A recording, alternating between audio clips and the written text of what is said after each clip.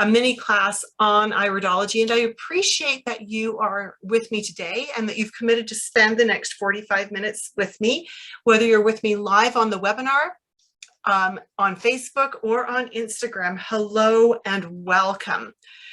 We're going to look at iridology, old language versus new language. This is a really important consideration. And I am not seeing my camera here. Just let me grab it. It seems to have turned itself off. That's better. Okay, we're going to look at the confusion that exists in iridology because of the language issues. And so, if you're new to iridology and you're finding confusion as you're watching different social media and video offerings and you're seeing different language used for what you think looks like the same marking, then you're in the right place. We're going to clear up that confusion today. If you've been trained using the old language, we're going to update you and help you understand why it's important to keep up to date on this. And just really hoping that you begin to see the value of this, of using modern iridology as opposed to old iridology. As we do this today, I am going to be introducing you also to the dynamic iridology assessment system for health professionals. And we'll talk a little bit later on about the course and who it's for and whether you should consider talking to me about getting enrolled.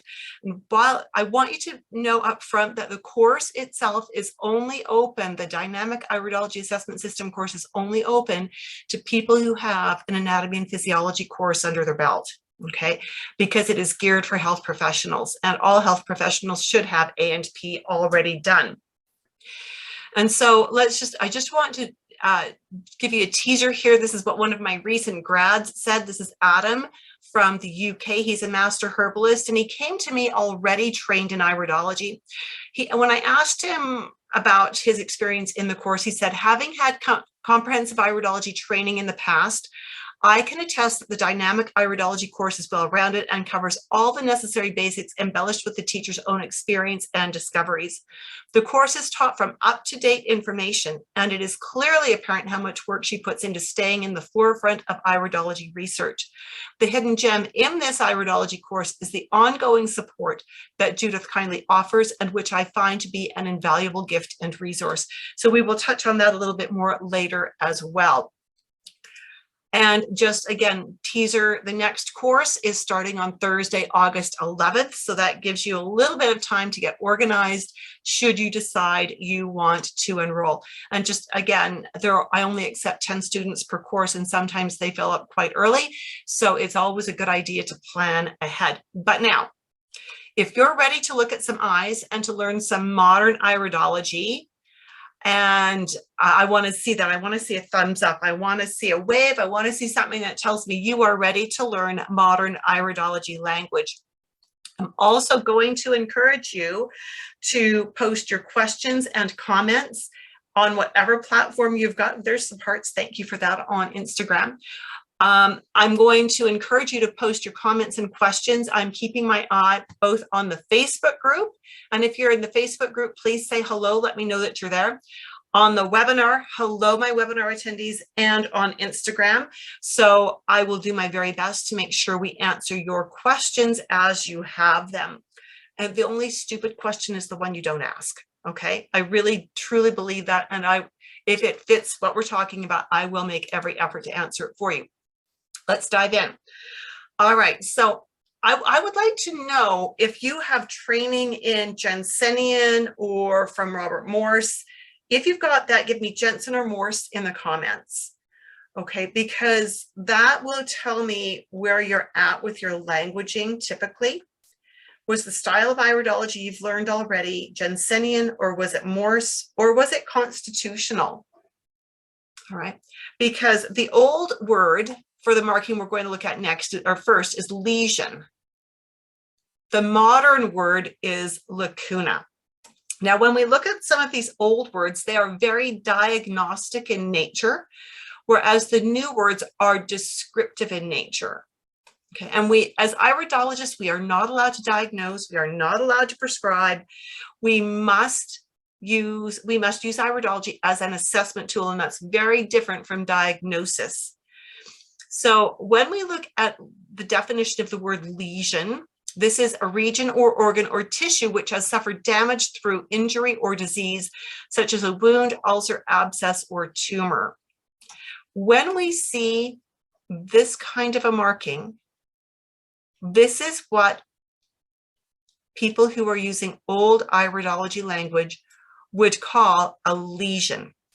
And they would say there is tissue damage in the body. We know that is actually not true. The modern word is lacuna, and a lacuna is simply an unfilled space or gap. So it's an outlined area. We may see fibers that are down a layer or two because the eye is made up of layers of tissue, of stroma or trabeculae. And so when we have a lacuna, it brings our attention to that area, to that reaction field, but it does not tell us what is inherently wrong there. Lacunae are inherited markings that are passed down from the last 3 or 4 generations. So when we see a lacuna, we need to have a conversation with our client about their personal and family history. Now, this is really important because when we see this many lacunae in an iris, each one of these is not going to be important all the time. And so we need to be able to prioritize which ones do we focus on and which ones are going to give us information. So for example, if this was a client coming to me with infertility, polycystic ovarian syndrome, I pretty much know that these are all equally weighted and that she's prone to endocrine imbalances. If I have a client who's coming to me with digestive problems, these lacunae are going to mean nothing because they're not in the right place in the eye to reflect digestive issues. Okay, so every one of these lacunae is not always going to be important in every iridology assessment. We always need to consider what our clients' needs are more than what we want to share with them, right? We always focus our comments on what our clients' needs are. So with lacunae, we do not, when we see lacunae, we do not say, you have this disease process going on. We do not say, you have this particular problem in your body. We never give it a specific like that, but we can ask questions.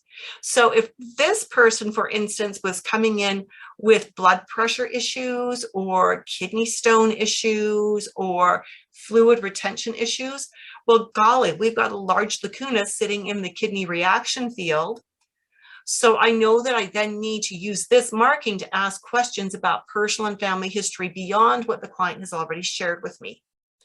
Is there a family history of kidney issues, of blood pressure issues? Because blood pressure often goes back to the kidneys, right?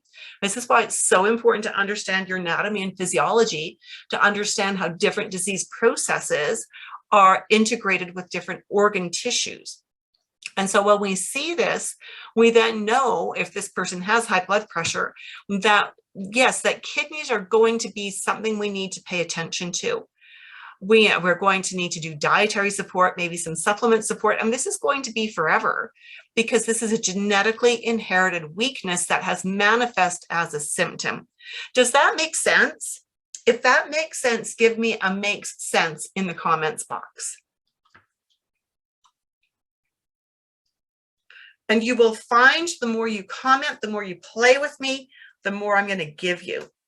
If I feel like the group is falling asleep on me, there's some hearts, thank you. If I feel like the group is falling asleep, I will shorten things so I don't interrupt your nap too badly, right? All righty, and we've got Maria on the webinar saying it makes sense. Excellent. The next one we want to look at is this white ring. We used to call it a sodium ring or a cholesterol ring, very diagnostic. And this is a huge problem because it's not, there is, people who have this ring may have cholesterol issues. People who don't have this ring can also have cholesterol issues. So it's a very loose correlation. We, in modern times, using modern language, this is called a lipemic diathesis. And what this suggests to us is not necessarily always cholesterol. I did not mean to do that. There we go. What this suggests to us is that there might be a liver enzyme. There's likely a liver enzyme deficiency that is messing with how this body processes their carbohydrates. Now, that can lead to cholesterol and lipid panel imbalances. It can lead to be an indicator of type 2 diabetes. It can be an indicator of many things, but we avoid the diagnostic word cholesterol ring or sodium ring. When this is only at the top of the eye, it has historically been called an arcus senilis. But I know people, elderly people who have the white ring just at the very top of the eye. It doesn't go all the way around. It's just at the top. They aren't senile. As a matter of fact, they're pretty darn sharp, right? So, and arcus senilis, what does that do for your self-esteem? You've got the arc of senility, right? That's not going to help your client in any way, shape, or form. So instead, we call this, if it goes, the umbrella term for this is lipemic diathesis. When it goes all the way around, we call it the corneal annulus, because this is in the cornea. It's not in the iris. And when it's only partway around the eye, again, if it was just at the top edge, it would be a corneal arcus. Now, again, the lipemic diathesis, the presence of this white milky film in zone 7 and sometimes reaching into zone 6, and this one's all kind of hitting into zone 5 as well, does again suggest that the body may not be processing its carbs properly. Now, it's important to remember that when we see this, it gives us questions to ask. It gives us a deeper understanding of what could be going wrong with in our client's body. And it helps us to understand what we need to teach them about nutrition, about lifestyle, about supplements. It's also important to understand that when we have done all the right homework with this person, perhaps they did have elevated cholesterol and that's now in a healthier range. Perhaps their blood sugars were out of balance. Now they are in a healthy range. When we achieve that level of health, this ring is not going to dissolve. It is not going away.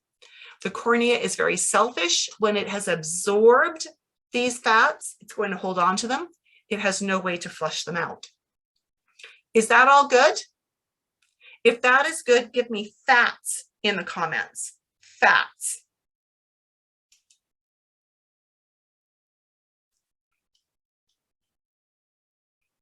Again, we're just going to wait for people to register that it's making sense and it's working for them.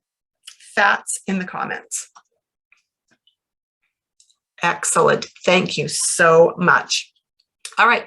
Next one we want to talk about is these rings that are coming around in the eye like this. These used to be called nerve rings or stress rings. Some people call them cramp rings. These are actually not the result of stress, and they're not going to go away when the stress goes away. I was originally taught in my original Jensenian training 4 decades ago that if you had 3 complete rings going around your eye, it meant you were either heading into or coming out of a nervous breakdown. And we now know that is not true. What we do know is that these rings indicate, we call them contraction furrows because that's how they're formed. They're formed by the iris tissue contracting. As the pupil gets bigger, the iris tissue gets compressed. And that compression or that contraction creates wrinkles. Okay. And this process begins while the person is gestating. It doesn't even wait till they're grown up and delivered and born and 14 years old kind of thing.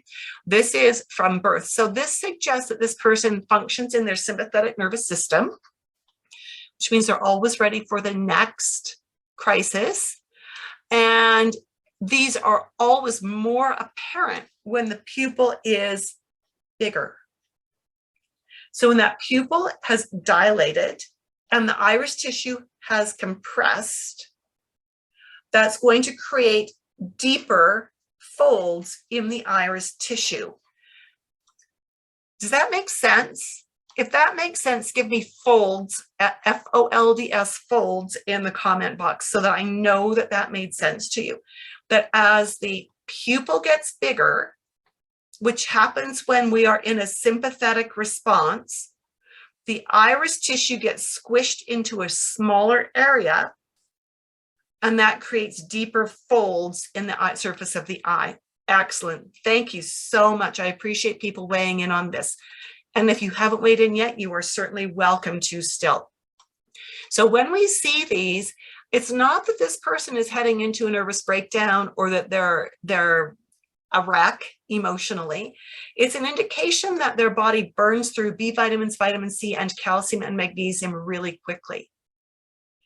And that when they have those nutrients in their body, they will be better able to function in stressful situations. Those vitamins, those nutrients will make them more resilient. All right. Venous congestion versus a circulatory ring. For those of you on Instagram, I'm going to bring my camera in closer. Hopefully this will help you to see this better. This is a little hard to see when it's going through my camera. When we're talking about venous congestion, we're actually not looking at the iris. We're looking at the white of the eye right next to the iris. And I'm hoping that what you can see is there's a bit of a shadow in here. It's kind of a bluey haze hanging on the side of the iris. Can you see that?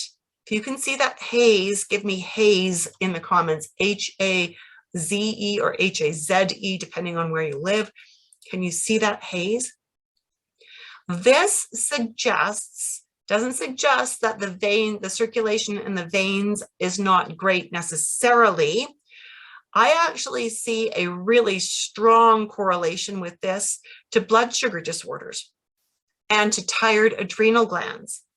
When you understand your A and P, again, your anatomy and physiology, and you understand what blood sugars that are too low do in the body and how that makes the circulatory system respond, when you understand what tired adrenal glands do to the circulatory system, it helps you to understand how having those situations can begin to restrict circulation to the extremities and how that can deprive the extremities of oxygen that they need. And so it's kind of like those surface, the extremities, the surface tissues of the body stand a greater risk of being oxygen deprived when we see this blue haze. So are you seeing how the old words like venous congestion that just says, oh, the circulation in the veins isn't so great, how that's diagnostic and it's very limiting? It doesn't actually give us that deeper insight into what questions we want to ask and what could be going on. When we use the modern constitutional language and when we understand the modern interpretation of things, we get a deeper insight and we understand better what questions to ask. Oh, I love this, Tara. Thank you for saying that this is making sense and that you can see the value of this. So as we do this, I've got some more eyes to share with you, but I want to introduce you. I've been nattering at you for 20 minutes now, and you maybe don't know who I am. My name is Judith Cobb, and I am, amongst other things, which I will get into in just a moment, an IPA certified level 3 instructor. Now, for those of you who are not familiar with the International Iridology Practitioners Association, they are one of the oldest and most robust iridology associations in the world. And they have a system for certifying iridologists and for certifying iridology instructors. Until last year, they only had 2 levels of certification available. But last summer, they added a level 3. I am one of only 5 level 3 certified instructors in the world to date. And it just blew me away, the depth that we went into in level 3. Really, it was an amazing book. Oh, and by the way, they make us update our certifications every 2 years. And so as we look here and we see that they make us update every 2 years, I think that's important because it means that we are keeping current with all of the modern research. I've been in the industry for over 4 decades, and in those years, I've worked with many clients, I've taught many courses, I've developed many courses, and I've written and self-distributed, self-published many books. Amongst the books, Pregnancy Naturally, the Herbal Birth Kit Handbook, Healthy Kits Naturally, The Essential Guide to Nature's Sunshine Products, Biokinesiology and Color Therapy Level 1 and 2, and the Confident Nutritionist Dynamic Iridology Textbook. Every one of those books had courses at one time associated with it. Basic herbology training for home use, lots of courses on that. Muscle testing, the biokinesiology and color therapy, again, designed for home use and professional use. For a while, I was a certified prenatal educator with the ICEA. I'm also, again, I've developed the course that I teach, which is that corresponds to the level 1 and 2 with IPAP. So stay with me to the end, because we're going to talk about a little bit more about the course at the very end. I'm also a trained nutrition professional, and I'm associated with the Canadian Association of Holistic Nutrition Professionals and the Canadian Association of Natural Nutritional Practitioners. I'm also a master herbalist and a member of the Alberta Herbalist Association. All right, so let's look at some more eyes. All right, so parasite lines, let's look at these. You may, in your previous study, if you have studied iridology, you may have noticed these lines radiating out, and you will hear that, you will hear people say these mean you've got parasites. You've got parasites in your brain, you've got parasites in your kidney, you've got parasites in your adrenal gland. Now, iridology, the eyes, teach us about your inherited potential. The iris teaches inherited potential. The sclera teaches us what you're doing with it. You don't inherit parasites. Okay, you cannot inherit parasites any more than you can inherit a broken arm. And so when we see this, this is not about parasites. We call these lines radii solaris or radial furrows, which just means lines that radiate outwards. And what these are is they are separations in the tissue of the iris that show us where there are likely nerve interruptions or where there may be other weaknesses happening, or the potential for other weaknesses to happen in the body. So these, again, mean we have to ask questions, and we need to correlate it to what our client is concerned about initially. After several appointments, we may go deeper and go into things that they didn't know they should be concerned about. But initially, we always focus on their needs. So these are not parasite lines. They are radial furrows. And again, they just simply are separations in the stroma. And when we see the separations in the stroma, it teaches us where there may be some genetic weaknesses or compromises in the body. Drug spots, or psora, these pigment spots, we just simply call them pigments. North Americans are cleanse happy. This is one of the things that just really, I disagree with 100%. It seems to be a badge of honor to announce to people that you're full of toxins and you're doing a cleanse. How much smarter would it be to make the necessary diet and lifestyle changes and to not put trash in your body, to never have to do a cleanse again? Would that be smarter? If you think that would be smarter, give me smarter in the comments box. There has been no scientific proof that these areas of pigment are the result of chemical drug use or of chemical exposure or of toxicity. We cannot cleanse these out of the eye. They are genetically dictated, but they may suggest to us areas of the body that may be struggling inherently or may be prone to struggle. And they may also teach us about which organs want to cause the issues. So when we see these pigments, they teach us about an organ that wants to be out of balance. And they teach us about which organs the primary organ wants to affect. So we get two pieces of information there. So really important for us to be aware that we're not going to cleanse these out. You know, when back in the early days of my practice, when I was practicing Jensenian iridology, I would put people through rigorous cleansing programs because I'd been taught that all of this and these meant the person was toxic, that they had garbage that needed to be cleaned out. We would do these heavy duty cleanses, fasting, juice cleanses with enemas, with all kinds of supplements to move things out faster. And we never saw the eyes change. We never saw pigments disappear. We never saw pigments lighten up. And when I see now people who post before and after photos, I will tell you that in every case, the changes weren't because of a fast or a cleanse. The changes were because the technology changed. They changed the light source. They changed the light quality for the image. They used a different camera. Those things will change iris color, and I can do that exact same thing simply by changing. I have two different illuminators for my camera, and I can change the illuminator out and use the very same camera within 5 minutes and take pictures of one person's eyes, one that will look like they are toxic and one that looks like they need to cleanse. So when we are saying that these things can be cleansed out, they cannot. When we are saying that these are genetic, they are.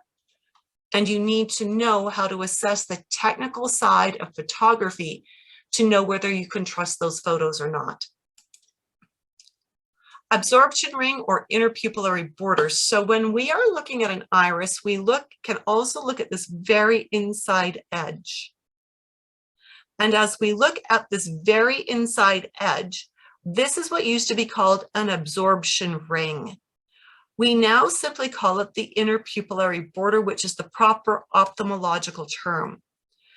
This correlates to the stomach lining.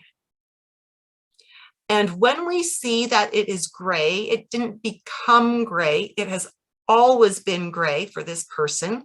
This is how they were put together by their parents genetically. This suggests that their stomach lining may not be capable of secreting digestive juices the way we would like it to. So they may not be able to break the proteins down at the stomach level, which means, of course, they're not getting the individual amino acids into their system the way they should. So again, when we see this gray lining, this is an interpupillary border, sometimes called a gray border, and it suggests the possibility of reduced digestive capacity, particularly for proteins. Now, we cannot say they are not digesting proteins. We can see they have the inherent potential, but if I don't know what they're doing for diet and lifestyle, I'm shooting in the dark. If this person, for example, uses a lot of really wonderful culinary herbs that add flavor to the food, maybe they use a lot of ginger or a lot of safflower, things like that. Those things, dill, sage, those things enhance digestive functioning, right? And so if they are in the habit of using that, they may be helping their stomach to do its job better. So I always need to have that conversation with the client to find out what they are doing already, to know if I need to do anything more. When I see this marking, if they're doing a lot of things that are wonderful, I can explain the marking to them. And then I can congratulate them for doing good things. If they're not doing the good things, then I can teach them what they can do. Does that make sense? If that makes sense, give me a number 1 in the comments box. So here we have what used to be called a rheumatic eye. We now call this a febrile eye. Now, for those of you on Instagram, I apologize. It doesn't come across really clearly. We've got a lot of very hyper white in the iris, white clouding, and this is a febrile eye. Now, rheumatic eye, that makes it sound like this person's had rheumatic fever or they've got rheumatoid arthritis. We can't tell that from the eye. What we know about a febrile eye is that this is someone who has usually got a strong history of fevering when they're not well. Some people fever very easily, some do not. So when we see this, if it's appropriate, if the client is coming to us about immune concerns, the question to ask is, do you have a history of fevering? Did you fever easily as a child? These people tend to be more prone to mucousy conditions as well. But again, if they're managing their foods and supporting their digestion well, they can keep really good control of their mucus.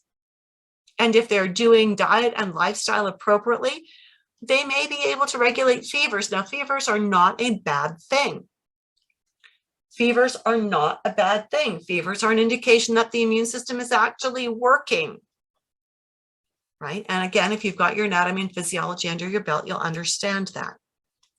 We used to say that an eye like this that had lots of open areas and lots of wavy fibers was a weak constitution. Now, how would that make your day? You have a weak constitution, but that's okay. I think we can do something to save your life.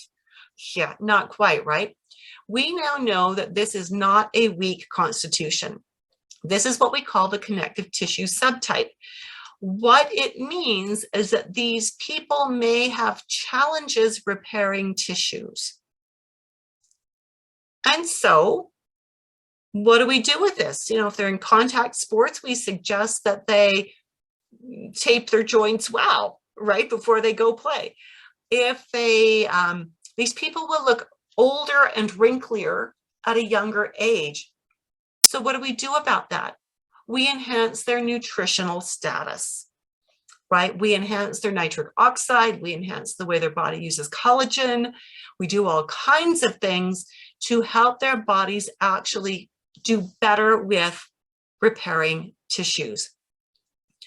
These people, again, might also end up with immune malfunctioning if they're not well glued together. And so we want to make sure that when we're working with someone who's got a much looser fiber structure like this, that they are getting optimal nutrition. Now, truthfully, many times they've already figured that out. They often figured out by the time they were 15 that if they eat junk food, they feel lousy. So they know they're not going to eat hot dogs and they can't drink Coca-Cola and things like that. They feel better when they have whatever is healthy for them, right? And so our goal is then to teach them, to support them in making better food, dietary, and lifestyle choices. We used to call this a strong constitution. We've got lots of good fiber here. It's densely packed.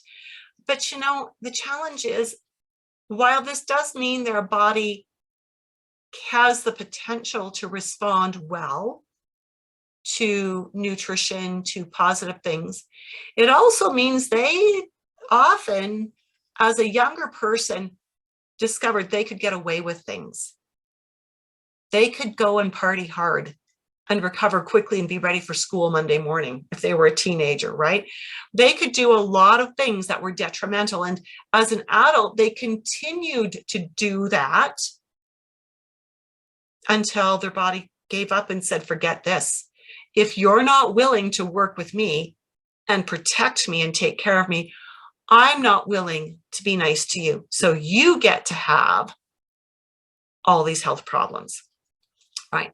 And so this is actually, now we call this a neurogenic constitution.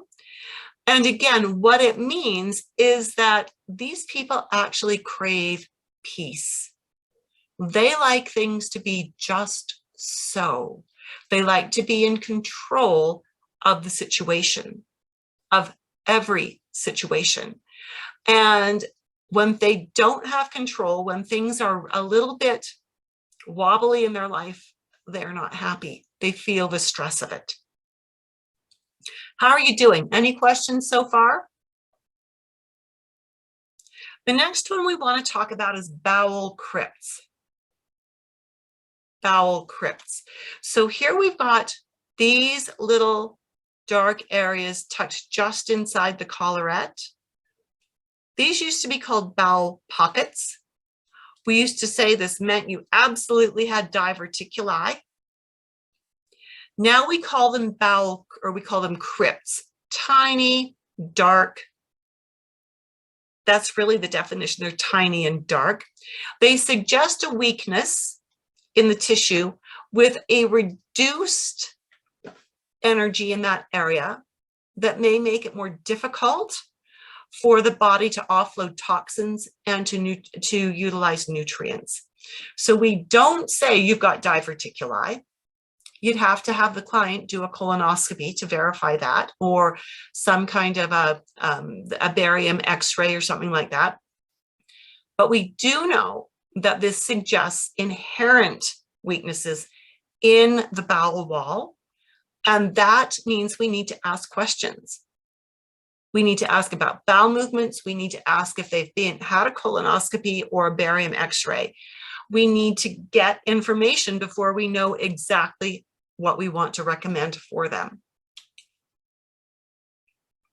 The autonomic nerve wreath. This coming around here is what we used to call the autonomic nerve wreath. We've actually updated that term. It is now called the collarette, which is again the ophthalmologically correct term. It is so good to be unifying our language so we know what we're talking about. This teaches us in part about the balance between the sympathetic and nervous sympathetic systems. Sorry, the sympathetic and parasympathetic nervous systems. And so, because those two, the parasympathetic and the sympathetic, make up the autonomic, right? It also teaches us about the tone of the intestinal tract. This is not going to change its position. If you've got an area on it that is really cramped in, we can't do anything to push that out. It's there for good. That's its genetic coding. If we see pigment anywhere on this, again, it gives us insight as to how the organs that generate that pigment affect the nervous system and the intestinal tract. As we look at the area immediately outside the collarette, it teaches us about how the nutrients are transported through the core blood and lymph, and it teaches us how different organs are able to use those nutrients. So much information. You know, when I first learned iridology, we were simply taught that this correlated to the intestinal tract, and that was it. And that if it was very expanded, we could do things and pull it in. If it was very cramped, we could do things to push it out. No, we cannot. Lymphatic rosary. That's these white tufts coming around the perimeter of this eye. Yes, this is in the zone 6, which is the surface lymphatic zone, surface blood and lymph. But this is not necessarily a guarantee. We used to say this meant the lymphatic system was stagnant. And if you would do all the right things, you could get rid of these. This is not a guarantee that the lymphatic system is stagnant. This is actually collagen clouds, if you will, collagen bundles. And these are telling us that this person's lymphatic system wants to be sluggish. Now, if this person actually, you know, is physically active, is making good food choices, their lymphatic system may be just fine. If this person is eating a lot of junk food, a lot of foods that will gum up the system, if they're not being physically active, the lymphatic system may not be fine. And so we call this the hydrogenoid subtype instead of the lymphatic rosary, and these individual markings are called tophi. When we layer this marking up with other things we see in the iris, it again gives us more clues as to how likely it is that this person may have some challenges with their immune response. And that, of course, would teach us what we needed to do, how we needed to coach this person to improve their immune system, right? So which of these markers that we've talked about today gave you the biggest aha moment where you went, wow, that's cool. I didn't know that before, or that really made sense. Which marker really got your attention here?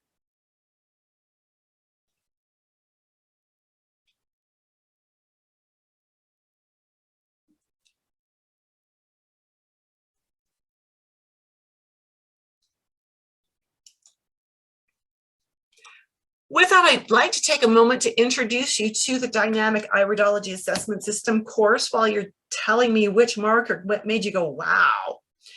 The Dynamic Iridology Assessment System course is taught via live webinars, and it is 20 classes of 2¼ hours each.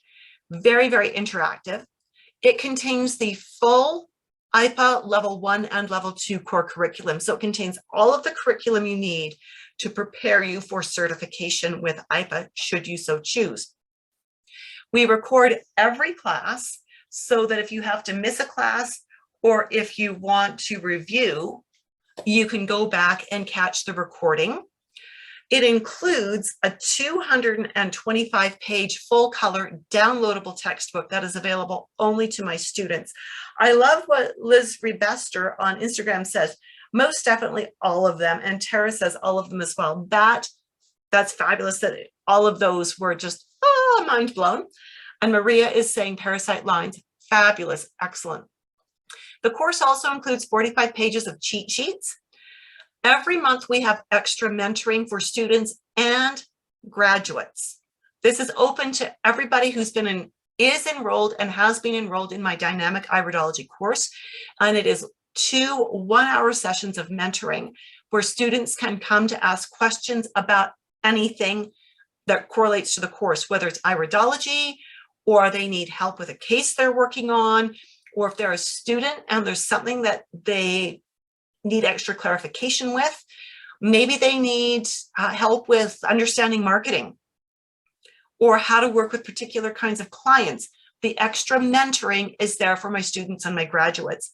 It's included as a gift, my gift to my students, because they enrolled in the course.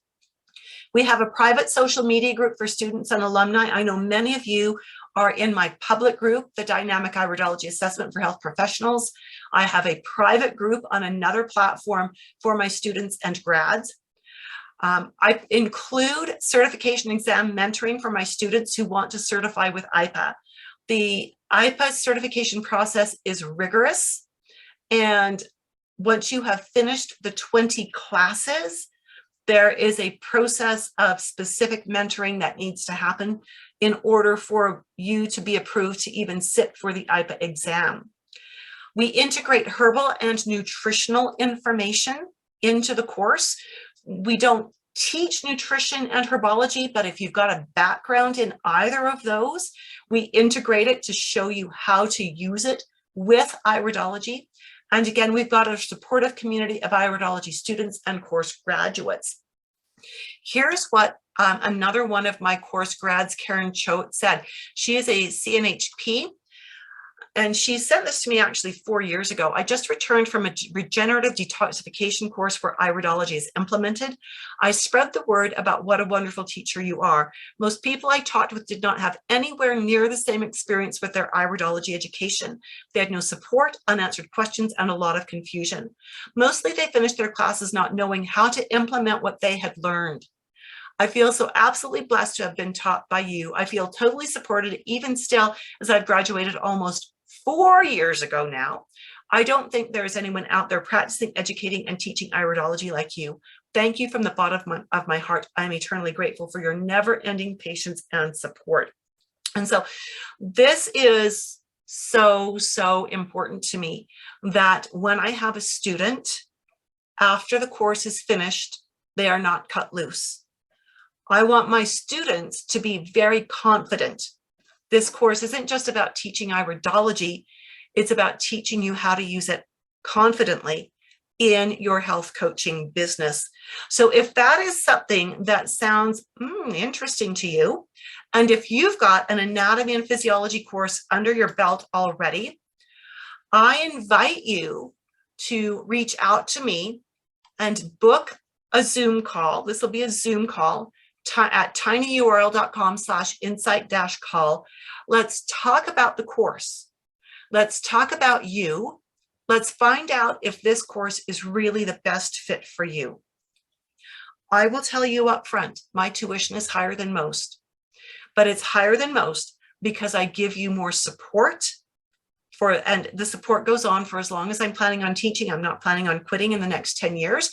And so if you want education that offers ongoing support, if you want to learn how to use iridology confidently in your practice, if you want to learn how to integrate what you already know about herbology and or nutrition, then we need to talk. That is what these calls are about. So with that, my friends, thank you so much for being with me. I look forward to seeing you again soon, and I hope you have a marvelous day, and I look forward to talking with you soon on an Insight call. Bye for now.